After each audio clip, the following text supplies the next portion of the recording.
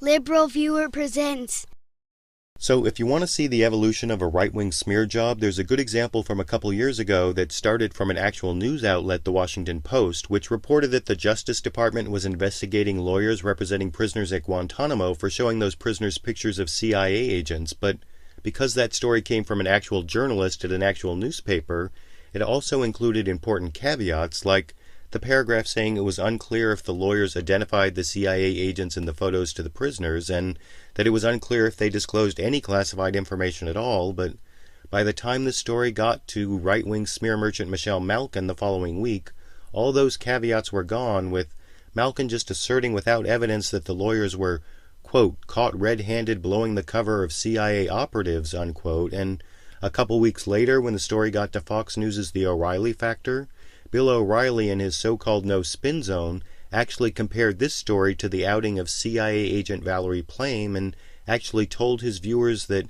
these lawyers put CIA agents in direct danger, as you can see in this clip. A group calling itself the John Adams Project, affiliated with the ACLU, is secretly photographing CIA agents and showing the pictures to suspected terrorists at Guantanamo Bay, among other people. It's hard to believe, I know, but it's going on. Activist lawyers Joshua Dratel, Edward McMahon, and Nina Ginsburg are just three members of the Adams Group who are putting CIA agents in direct danger. Now, that claim about putting CIA agents in danger turned out to be totally false, as I'll show in a moment, but worse than just broadcasting that falsehood while showing the names and faces of the people he's smearing on national television, Bill O'Reilly went even further and sent out one of his producers to stalk one of the lawyers during her time off as she went to the drugstore, as you can see in this next clip. Factor producer Dan Bank caught up with Miss Ginsburg. Hi, Miss Ginsburg.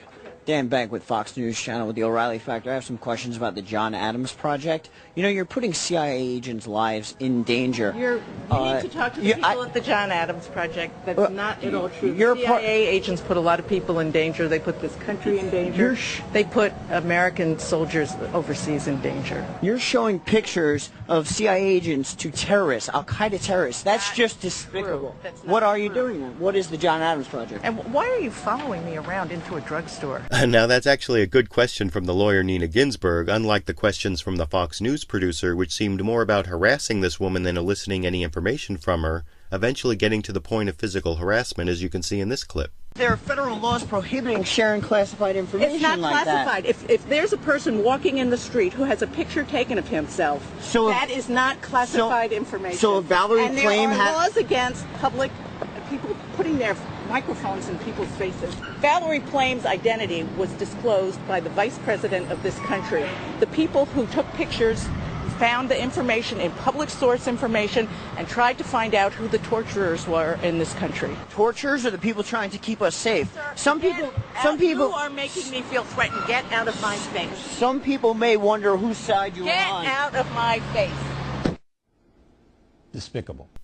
Despicable is right, but as despicable as that story was back when it aired a couple years ago and then re-aired on the 8th anniversary of September 11th, mixed in with images of the destruction of the World Trade Center, as bad as all that was, it all became even worse this month when the Justice Department finally announced the results of the investigation of those lawyers for the Guantanamo prisoners, clearing them of all wrongdoing and actually charging a CIA agent with disclosing classified information. And if you read the complaint charging that CIA agent, you'll see that the only photos of agents the lawyer showed to the prisoners were mixed in with a bunch of other photos in double-blind photo lineups, meaning the photos were not accompanied by any identifying information and that neither the lawyers showing the photos or the prisoners seeing them were aware of the identities of the persons depicted. So Bill O'Reilly's claim that CIA agents were put directly in danger and Michelle Malkin's claim that lawyers were caught red-handed blowing the cover of CIA operatives both turned out to be lies, which is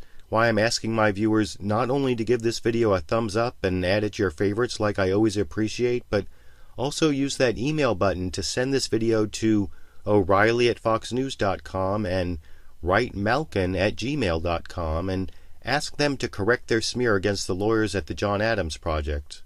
Of course, I don't think either of these members of the right-wing smear machine will actually correct the smear, but I want to know what you think. Will Bill O'Reilly and or Michelle Malkin correct the dishonest smear they made against the lawyers for the John Adams Project? And if they don't, Why would anyone believe anything Bill O'Reilly or Michelle Malkin says in the future? I YouTube, you decide.